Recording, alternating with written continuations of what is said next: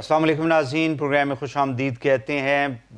حکومت جو ہے جب سے آئی ہے پی ٹی آئی کی، انہوں نے مختلف جو ریاستی ادارے ہیں ان میں اصلاحات کی بات کی ہے، اور پرائم منسٹر جو ہیں اس کے اوپر کافی زیادہ دیکھ رہے ہیں کہ وہ توجہ بھی دیتے ہیں، اور مختلف جو منسٹریز ہیں ان کے منسٹرز کو بھی ڈائریکٹیوز دیتے ہیں کہ کس طرح سے ملک کے جو ادارے ہیں ان کی کارکردگی کو بہتر کیا جانا چاہیے۔ اور حال ہی میں انہوں نے تمام جو وزراء ہیں اور کیبنٹ کے ممبرز کے ساتھ ایک نشست بھی کی تھی، جس کے اندر انہوں نے اپنی نا تجربہ کاری کے حوالے سے بھی کچھ بیانات اس طرح کے دیے تھے کہ کوئی بھی پارٹی جو ہے جب تک اس پوری طرح سے تیار نہ ہو اس کو گورنمنٹ کبھی بھی نہیں حاصل کرنی چاہیے۔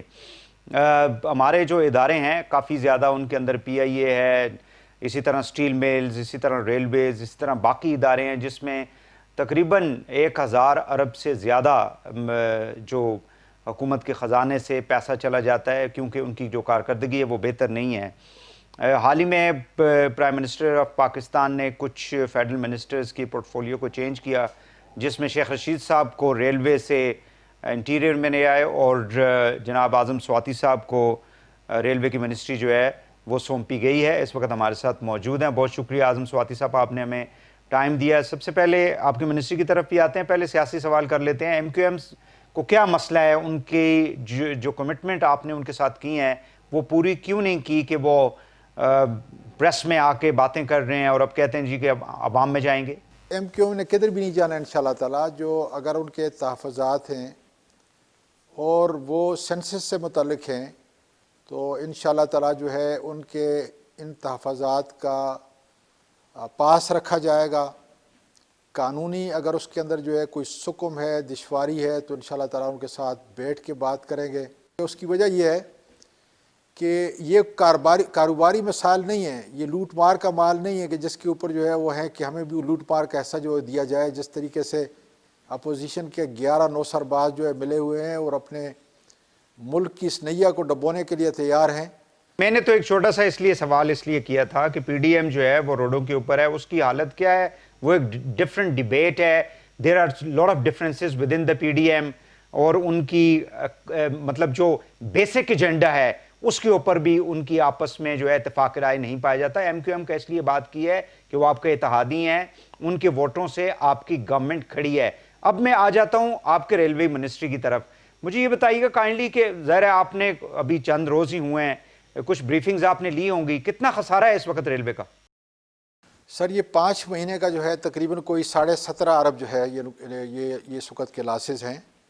یہ کرنٹ لاسز ہیں۔ مقصد یہ ہے کہ آپ کا ریونیو اور پھر آپ کے ایکسپینڈیچر، جس کے اندر جو ہے اس 5 مہینے کی پینشن بھی اس کے اندر جو بڑا عمل ہے، بڑی ایک بوجھ ہے، تو اس کے لیے ظاہر ہے کہ ہم پینشن کا طریقہ کار جو ہے جس طریقے سے پی آئی اے کا جو خسارہ چلتا ہوا آتا تھا اس کو جو ہے انہوں نے ایک الگ مد کے اندر کیا ہے، تاکہ قوم ملک کو جو ہے اور ہر ادارے کو یہ پتہ ہو کہ اس وقت جو ہے اس کی کارکردگی کیا ہے۔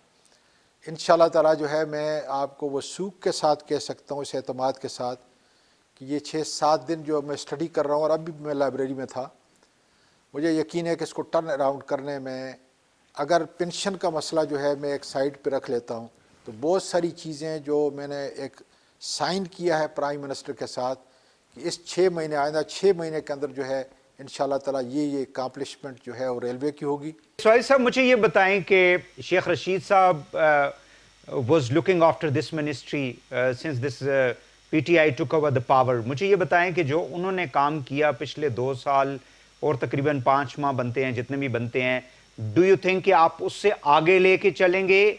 وہ جو ٹائم تھا کیا وہ ضائع تو نہیں ہوا آپ کی گورنمنٹ کا؟ شیخ صاحب کا یا میرا یا کسی اور کا قصور نہیں، قصور ہے 45-46 سال سے یہ لاس کے اندر ہے، اور میں آپ کے اس پروگرام سے کہہ رہا ہوں کہ اندر بھی مافیا اور باہر بھی مافیا ہے، اور ہمیشہ کسی ادارے کو تباہ کرنے والے 5-10% جو ہے لوگ ہوتے ہیں، باقی 90% لوگ جو اچھے لوگ ہوتے ہیں، کمیٹڈ ہوتے ہیں، خدا خوف والے لوگ ہوتے ہیں۔ میں نے صرف یہ عرض کیا ہے کہ جتنا ٹائم شیخ صاحب نے اس وزارت میں گزارا ہے، کیا انہوں نے کوئی اس مافیا کے خلاف کام کیا کہ آپ کے کام میں آسانی ہوگی، یا you are going to start from the scratch? دیکھیں میں نے جو آپ کو بات بتائی تھی تو میرا خیال ہے کہ میں اس کو اس تناظر میں لے کے جاؤں گا کہ نیا شوکت خانم کھڑا کرنا بڑا آسان ہے. اگر نئی ریلوے مجھے چلانے کی ضرورت پڑے یا شیخ صاحب کو پڑے تو بڑا آسان ہے. لیکن ایک پمز جو ہمارے اس کیپٹل کے ہارٹ کے اندر جو ہے اس کو سارے منسٹر بھی جو ہے اگر لگے رہے. کین وی سے دیٹ آپ لوگوں نے 2.5 سال پھر ضائع کر دیے؟ نہیں سر, نہیں سنیں, پمز جو ہے اب اس کی فاؤنڈیشن رکھی جا رہی ہے. اس کے اندر سب سے جو بڑا عمل, جو خطرناک عمل تھا, وہ تھا پینشن کا بوجھ, جس میں ایک high power committee Imran Khan نے بنائی اور اس کو کہا کہ جس یونیورسٹی کے اندر آپ نے ریفارم, جس کو ڈاکٹر عشرت حسین جو ہے, جو منع ہوا ایک ریفارمر ہے, نئی جدت کے ساتھ وہ کام کر رہا ہے کہ اس کو جو ہے آپ ریفارم کی طرف لے کے جائیں. اس لیے جس طرح پی آئی اے کے کچھ حصے کیے گئے, اسی طریقے سے جو ریلوے کے 5 مختلف حصوں میں تقسیم کیا گیا تاکہ ان پہ ہمارا فوکس ہو, سنٹرلائز سے جو ہے ہم ہر اس جگہ تک جائیں جہاں پہ ہمارے نقصانات ہو رہے ہیں, جہاں سے زیادہ فائدہ ہم اٹھائیں گے. یہ فاؤنڈیشن جو ہے شیخ صاحب نے, شیخ عبدالرشید نے رکھ لیا ہے, شیخ رشید صاحب نے رکھ لیا ہے. ٹھیک ہو, بہت سارے قانون جو ہے اس کے اندر سکم تھے وہ تبدیلی کر لی ہے. اس لیے شیخ صاحب نے دیکھیں نا, جب آپ ریفارم کرنے کے لیے جاتے ہیں تو آپ کو وقت کی ضرورت ہوتی ہے. بالکل صحیح ہے. پروجیکٹ اس لیے جو ہے فاؤنڈیشن اس نے رکھ دی ہے, اب آگے چلانا, اور ہو سکتا ہے کہ بہت ساری ایسی چیزیں جس میں تبدیلی میں لے کے آؤں. بالکل صحیح ہے, بالکل صحیح ہے. اعظم صاحب میں ایک شارٹ بریک کوئکلی لوں گا اور بریک سے واپس آگے اسی موضوع کے اوپر آپ کی ریلوے کے حوالے سے جو ہے وہ سوالات جاری رکھیں گے بریک کے بعد.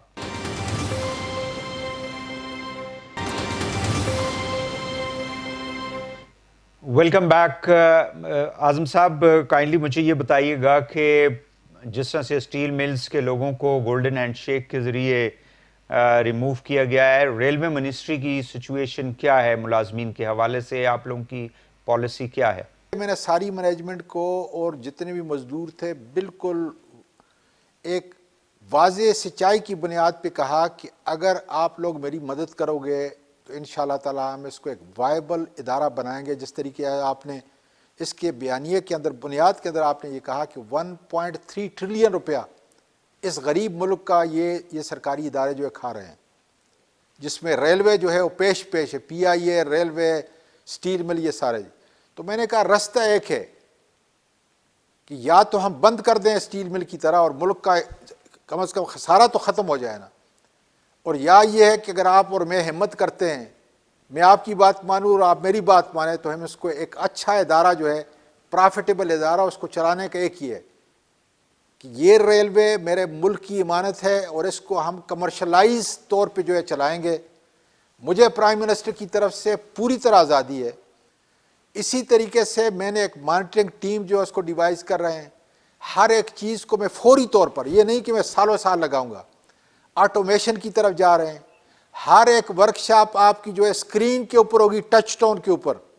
یہ ہمارے نئے بچے جو ہیں اور فی سبیل اللہ بنا کے دے رہے ہیں, یہ بھی نہیں کہ اس کے اندر مجھے کوئی اربوں روپے کا پروجیکٹ کرنا پڑے گا اور پھر وہ ساری چیزوں سے گزرنا پڑے گا کہ پیپرا رول اور یہ نہیں. میرے پاکستان کے بچے مجھ کو مفت پورا سسٹم ڈیوائز کر کے دے رہے ہیں. ٹھیک ہو گیا. اعظم صاحب مجھے بتا دیجئے گا کہ گورنمنٹ جو ہے وہ ریلوے سے کسی ملازم کو بھی فارغ نہیں کرے گی فار دا ٹائم بینگ.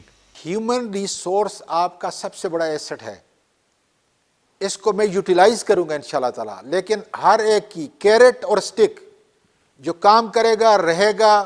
میں نے یہاں تک کہا ہے اور میں آپ کے ذریعہ مجھے آپ نے یاد دلایا, میں نے کل 2 دن پہلے یا 3 دن پہلے جو ہے ایک نوٹس جو ہے پورے ریلوے کے ملازمین کو پہنچا دیا ہے. جو کسی منسٹر کی طرف سے آئے گا, منسٹر صاحبان میرے سر اور میری آنکھوں کے تاج ہیں, جو کسی پارلیمنٹیرین کی طرف سے آئے گا, جو میرے کسی رشتہ دار کی طرف سے آئے گا اور مجھے یہاں تبادلہ کر دیں یہاں تبادلہ کر دیں, اس کو میں اسی وقت سسپینڈ کروں گا اور انکوائری کروں گا. مجھے یہ بتائیے گا کہ آپ کے ایجوکیشن انسٹیٹیوشن بھی ہیں جن کے حوالے سے گائے بگائے یہ کہا جاتا رہا ہے, کبھی کوئی کہہ رہا تھا ان کو پرائیویٹائز کر رہے ہیں, ان کو پرائیویٹ دوسرے انسٹیٹیوشنز کے حوالے کر دیتے ہیں, اس حوالے سے کوئی پالیسی ہے آپ لوگوں کی؟ سر میں نے صرف ایک جو والٹن میں ہے وہاں پہ اپنے لاہور کے اندر ہے، اس کو میں نے وزٹ کیا ہے. وہ ہماری بنیاد ہے جہاں پہ پوری جو ہے ریلوے سے متعلق جو ہے وہاں پہ ٹریننگ ہوتی ہے. جو ہماری سائنس اینڈ ٹیکنالوجی کی یونیورسٹی کے اندر نیو ٹیک جو ہے ایک سر میں اسکولوں کی بات کر رہا ہوں جو ریلوے کے اسکولز اور میں کالجز ہیں. اسی طرف آ رہا ہوں. جی میں اسی طرف آ رہا ہوں. اگر سننے کا موقع جی دیں تو پلیز. بہت سارا فائدہ اس سے ہوگا. جی بڑا زبردست سوال. میں اس لیے عرض کر رہا ہوں کہ یہ ٹائم ہمارے پاس کم ہے. میں چاہتا ہوں کہ زیادہ لوگوں کو پتہ چلے کہ آپ کی گائیڈ لائن کیا ہیں. جی پلیز. اب اگر آپ جرنلائز سوال کرتے ہیں تو یس، جو کام میں خود نہیں کر سکتا اور دوسرا آدمی بہتر طور پہ کر سکتے ہیں، ہسپتالوں کا، اسکولوں کا، کیا حرج ہے؟ کیا میں نے ہر چیز جو ہے ریلوے کی خود چلانی ہے؟ اسکول میں نے خود چلانے ہیں؟ صحیح. جو میرا کام نہیں ہے. اس لیے اگر کوئی بہتر طور پر اچھے سٹینڈرڈ سے، تاکہ وہ میرے بچے جو میرا مستقبل ہے اس سے مستفید ہو سکیں، اور وہ مریض جو ہسپتالوں میں پڑے ہوئے ہیں جن کی میں دیکھ بھال جو ہے پمپس کی طرح نہیں کر سکتا، اسکولوں کے اگر اس کو جو ہے میں اسٹاف کا آؤٹ کیا سورس کریں گے؟ ٹیچروں کا کیا کریں گے؟ سر ٹیچر یہیں پہ رہے. میں یہی کہہ رہا ہوں، نہ ٹیچر جانے والے نہ طالب علم جانے، ہم اور طالب علم جو ہے لے کے آئیں اور ٹیچر لے کے آئیں گے. لیکن اگر اس کو کوئی پبلک پرائیویٹ پارٹنرشپ کے اوپر بہتر طور پہ اگر کر سکیں تو کیا برائی ہے؟ مجھے بتائیں نا جی. Excellent idea. زمینیں بہت زیادہ ہیں اس کی ماشاءاللہ ریلوے کی، اور اس کے اوپر قبضہ بھی ماشاءاللہ کافی زیادہ پچھلے 3-7 دہائیوں میں کیا گیا ہے. So what's the government policy? یہ سر، اگر میری ریلوے کی پولیس، میری مینجمنٹ اگر اس کے ساتھ ملی ہوئی نہیں ہوتی، یہ قبضہ نہ ہوتا. اس پچھلے ایک ہفتے کے اندر ہم نے 3 سے 4 ارب روپے کی زمین سیاسی لوگوں سے آزاد کرائی ہے اس ایک ہفتے کے اندر. اور انشاءاللہ تعالی یہ سٹرگل ابھی جاری ہے، یہ کبھی رکے گی نہیں. اب جی میں نے واضح طور پہ کہہ دیا ہے کہ اگر میں ریلوے کا 1 پیسہ خرچ اپنے اوپر کروں گا، 1 پیسہ کسی طور پر بھی، جو میرا پریویلیج ہے، میں ٹکٹ ان کے مفت لوں گا، سفر کروں گا، ان کے گیسٹ ہاؤس میں پیسے نہیں دوں گا، کھانا کھاؤں گا، چائے پیوں گا، پیسے نہیں دوں گا، تب یہ چوری کر سکتے ہیں. جو میرا پریویلیج ہے اس کو بھی میں چھوڑ رہا ہوں. اس لیے انشاءاللہ تعالیٰ یہ میسج آپ دیکھیں. میں نے پھر کہہ رہا ہوں، میرے جو افسر ہیں، میری جو ٹیم ہے، میرے جو کارکن ہیں، میرے جو مزدور ہیں، 90% جو ہے بہتر لوگ ہیں، خدا خوف رکھنے والے لوگ ہیں. That's great. 10-5% جو ہے کرپٹ ہے، ان کو میں فارغ کروں گا. I'm sure that the people like you, if they are with Imran Khan, P T I کے اوپر جو اس وقت ہم دیکھ رہے ہیں کہ کوئی پولیٹیکل بادل جو چھائے ہوئے ہیں وہ بھی جھڑ جائیں گے. میں صرف ایک آخری سوال آپ سے سواتی صاحب یہ کروں گا کہ پرائم منسٹر نے کہا کہ ہمارا کچھ تجربہ نہیں تھا اور چیزیں ہمیں سمجھ میں نہیں آئی، ٹیم ہماری تجربہ کار نہیں تھی. شاہ محمود قریشی، فہمیدہ مرزا، میاں محمد سومرو، شیخ رشید، رزاق داؤد، حفیظ شیخ، اعظم سواتی صاحب، آپ خود ماشاءاللہ، فواد حسین چودھری، اسد عمر، خالد مقبول صدیقی پہلے تھے، اب ان کے دوسرے وزیر آ گئے ہیں، پرویز خٹک، زبیدہ جلال، شفقت محمود، فرخ نسیم، بابر اعوان، شبلی فراز، اجاز شاہ صاحب، اور اس کے علاوہ امین اسلم، شیریں مزاری. ان میں میکسیمم وہ لوگ ہیں جو پہلے وزارتوں میں رہے ہیں اور میکسیمم وہ لوگ ہیں جو کئی عرصے سے پارلیمنٹ کے اندر ہیں.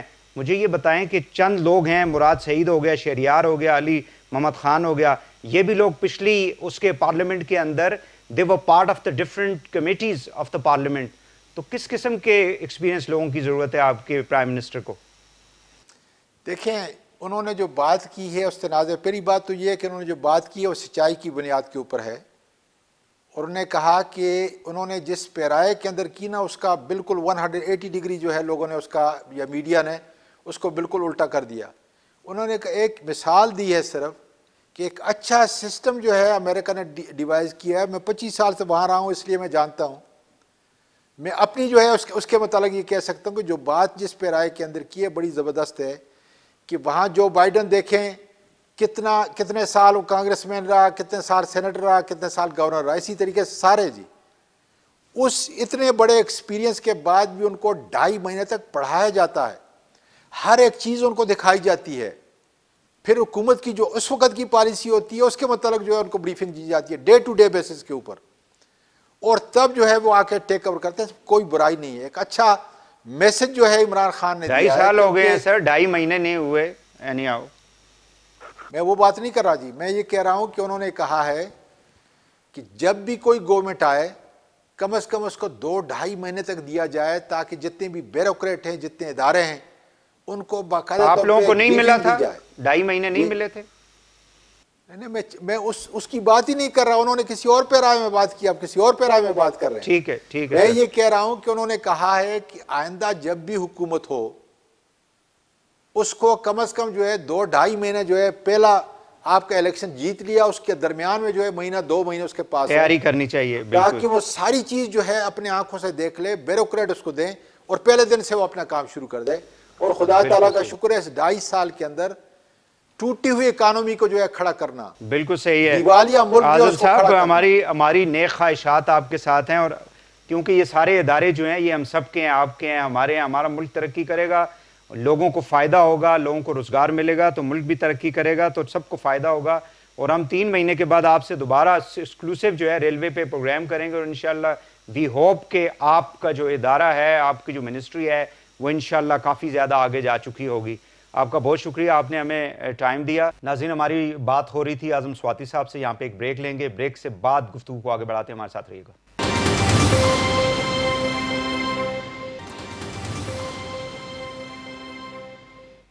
वेलकम बैक नाज़रीन, हमारे साथ मौजूद हैं जनरल अमजद शुहेद साहब। आप पॉलिटिकल, डिप्लोमेटिक और इंटरनेशनल अफेयर्स के और डिफेंस के सीनियर एनालिस्ट हैं। बहुत शुक्रिया जनरल साहब। मुझे ये बताइएगा स्ट्रेट अवे कि ये जो ग्रैंड डायलॉग की जो बात की जा रही है, वो दुरानी साहब फॉर्मर इंफॉर्मेशन मिनिस्टर जो हैं वो जाके मिले हैं शहबाज साहब से। सो डू यू थिंक कि कोई ब्रेक थ्रू होने वाला है अपोजिशन और गवर्नमेंट के दरमियान? बिस्मिल्लाहिर्रहमानिर्रहीम। देखिए, ब्रेक थ्रू का तो मुश्किल है कहना, क्योंकि बड़ी बड़ी बड़ी आप कह लीजिए कि रिजिड किस्म की पोजीशंस ली हुई हैं दोनों साइड्स ने। और अगर आप इसकी हिस्ट्री देखें ना, ये जो भी पीडीएम की जो तहरीक डेवलप हुई है, उसकी अगर हिस्ट्री देखें तो वो भी आपको बहुत सारा कुछ बताती है कि असल इशू है क्या।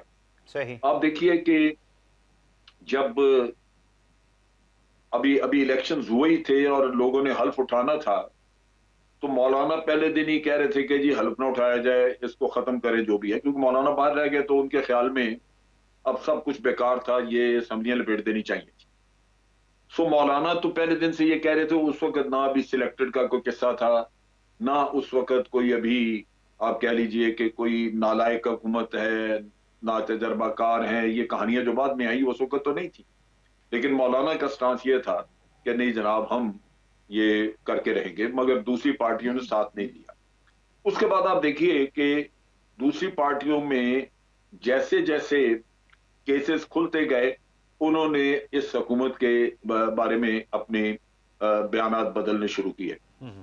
हुकूमत का कसूर जरूर है कि इन्होंने एलियनेट किया, इन्होंने ऑपोजिशन को उनका हाथ नहीं पकड़ा, ऑपोजिशन के साथ को वर्किंग रिलेशनशिप नहीं रखी हुकूमत ने, बल्कि हाथ मिलाना वो इमरान खान समझते थे कि बुरा है, तो ऑपोजिशन को इन्होंने वो स्पेस नहीं दी।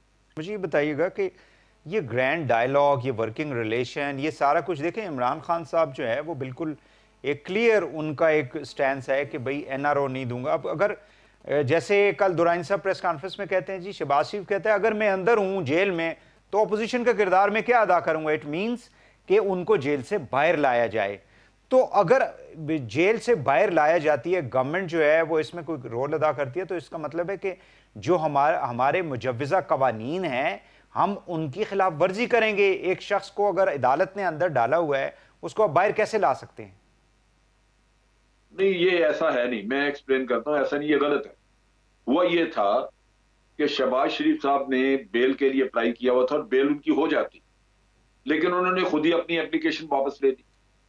वो वापस ली, गालिबन कोई फैमिली की अंडरस्टैंडिंग थी कि बाहर अभी सियासत करवानी है मरियम नवाज से, और मियां साहब अंदर बैठेंगे तो तब सियासत बात वो कर सकेगी, वरना उनकी मौजूदगी में तो वो सियासत नहीं कर सकती, वो बयानिया नहीं चल सकता, क्योंकि मियां शहबाज शरीफ ने अपना एक इमेज मुख्तलिफ रखा हुआ था।